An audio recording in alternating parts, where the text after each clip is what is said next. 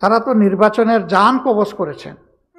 ইউরোপীয় ইউনিয়নের বিভিন্ন দেশের সঙ্গে আপনি যখন দেখা করেছেন, তারা কি অন্তর্ভুক্তিমূলক নির্বাচনের কথা বলেছে? তারা আওয়ামী লীগের পার্টিসিপেশনের প্রশ্নটা কি তুলেছিল?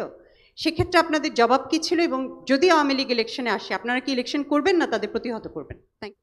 আওয়ামী লীগের ব্যাপারে তারা জানতে চেয়েছেন কিনা? হ্যাঁ, চেয়েছে। সবাই চাননি, দুই একটা জায়গায় তারা চেয়েছে।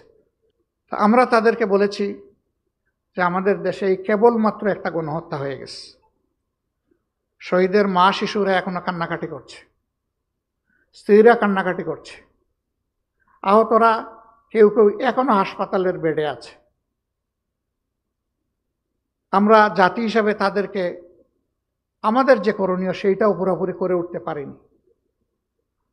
গোটা জাতি ট্রমাটাইজড।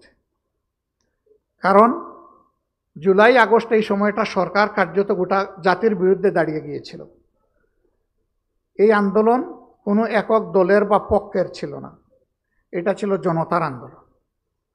নেতৃত্বে ছিল আমাদের যুবক যুবতীরা, ইয়াং সোসাইটি, কিন্তু আন্দোলনে সম্পৃক্ত ছিল সারা দেশের জনগণ। অতএব দেশের জনগণের রাজনীতি কার জন্য? রাজনীতি জনগণের জন্য।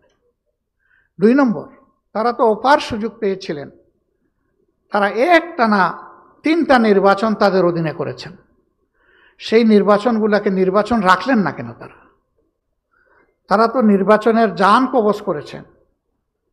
এমনকি জনগণ তো বলে যে তাদের ভোটাররা, তাদেরকে যারা সমর্থন করে, ওরাও নির্বাচনের প্রতি এতটা আস্থা হারিয়ে ফেলেছিল, তারাও ভোট দিতে যায়নি। This is fact. তো সেই রকম একটা দলকে এই মুহূর্তেই বাংলাদেশের জনগণ গ্রহণ করবে কিনা এবং আওয়ামী লীগও তাদের মানসিকতা পরিবর্তন করেছে কিনা সেটা বিশাল প্রশ্ন। একথা বলার পরে তারা আর কিছু বলেননি। তারা আর পাল্টা জিজ্ঞেস করেনি এইটা কি ওইটা কি, এখানেই তারা থেমে গেছে। এবং রিয়েলিটি সবাইকে মেনে নিতে হবে। This is reality. রাজনৈতিক দল হিসাবে আপনার সামনে দাঁড়িয়েছি, দোয়া করেন যেন দাঁড়িয়ে জনগণের জন্য কাজ করে। আমাদের অবস্থান আমরা ইতিপূর্বে বহুবার বলেছি, এখন আর নতুন করে বলার দরকার নাই, মিডিয়াতে বলেছি।